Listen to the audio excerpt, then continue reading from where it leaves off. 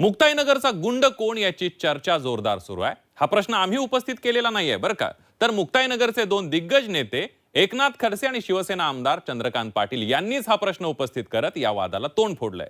एकमेकांवर टीका करताना खडसे आणि चंद्रकांत पाटील यांनी कुणावर किती आणि कोणकोणते गुन्हे आहेत दाखल आहेत, कोण कसा सराईत गुन्हेगार आहे याची यादीच वाचून दाखवली आहे। बघूया एक रिपोर्ट। जळगावच्या मुक्ताईनगर मधले पवारांच्या राष्ट्रवादीचे ज्येष्ठ नेते एकनाथ खडसे आणि शिवसेना आमदार चंद्रकांत पाटील यांच्यातील राजकीय वैर आजचं नाहीये। मागल्या अनेक वर्षांपासून या दोन्ही नेत्यांमध्ये या ना त्या कारणाने राजकीय वाद सुरूच असतात। आता नगर परिषदेच्या मतदानानंतर या दोन्ही नेत्यांमध्ये पुन्हा एकदा जुंपल्याचं पाहायला मिळतंय। मतदाना दिवशी झालेल्या राड्यानंतर रक्षा खडसे यांनी चंद्रकांत पाटील यांच्यावर गंभीर आरोप केले होते। त्यावर उत्तर देताना शिवसेना आमदार चंद्रकांत पाटील यांनी एकनाथ खडसेंवर दाखल असलेल्या गुन्ह्यांची यादीच वाचून दाखवली आहे। तर एकनाथ खडसे हे सराईत गुन्हेगार असल्याचं टीकास्त्र यावेळी चंद्रकांत पाटील यांनी डागलं।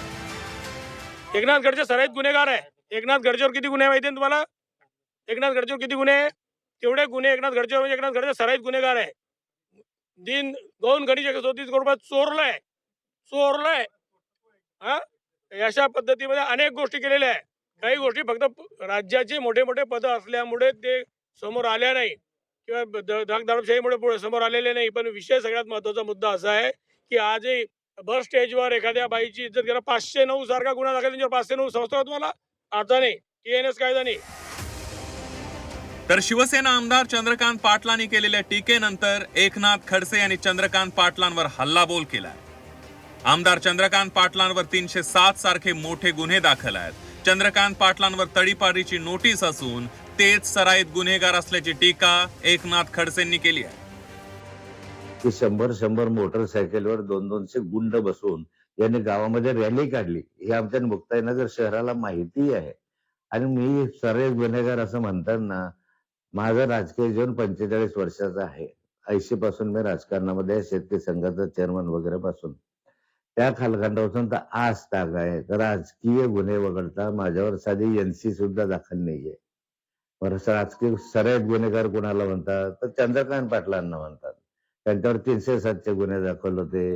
राजकीय गुन्हे सोडून द्या, पण 307चा गुन्हा दाखल होता, नंतर त्यांना तडीपारीची नोटीस तयार होती, ह्यांना म्हणतात सराईत गुन्हेगार। एकनाथ खडसे आणि आमदार चंद्रकांत पाटील यांच्या वादाची ठिणगी पडली ती नगर परिषदेच्या मतदाना दिवशी। मुक्ताईनगरच्या एका केंद्रावर मोठा राडा झाला आणि या प्रकरणात खासदार रक्षा खडसे यांनी आमदार चंद्रकांत पाटील यांच्यावर गुंडगिरी करण्याचा गंभीर आरोप केला होता। जेव्हा की आज सेनेने या शहरामध्ये पूर्ण इथे दहशत माजवली, नियमाच्या बाहेर इथे मतदान केलं गेलेलं आहे, तिथे दादागिरी केली गेलेली आहे, इथे मारहाण झालेली आहे। अजून याच्या पलीकडे काय बघायचं बाकी आहे? गुन्हा तुम्ही दाखल केला त्याच्यामध्ये आमदारांचं नाव घेतलंय का? ऑफकोर्स घेतलेले आमदार स्वतः होते ना तिथे। आमदार एक जबाबदार व्यक्ती आहे। जर अशी घटना घडत असेल तर त्यांनी थांबवलं पाहिजे ना, की त्यांना प्रोत्साहन दिलं पाहिजे। हाच तर प्रॉब्लेम आहे इथल्या आमदारांचा की सगळ्या अशाच लोकांना त्यांनी प्रोत्साहन देत आलेलं आहे आणि त्याच्यामुळेच हे जे काही आज घडतंय हे फक्त त्या कारणामुळेच घडतंय। निवडणूक कोणतीही असो, खडसे आणि चंद्रकांत पाटील यांच्यात खडाजंगी होणार हे ठरलेलंच आहे। आता तर दोन्ही नेत्यांमध्ये सराईत गुन्हेगार कोण यावरून आरोप प्रत्यारोप सुरू असल्याचं पाहायला मिळतंय। आता नगर परिषदेच्या निकालापर्यंत आणि निकालानंतरही हा वाद पेटत राहणार यात शंका नाही। वाल्मिक जोशी, झी 24 तास, जळगाव।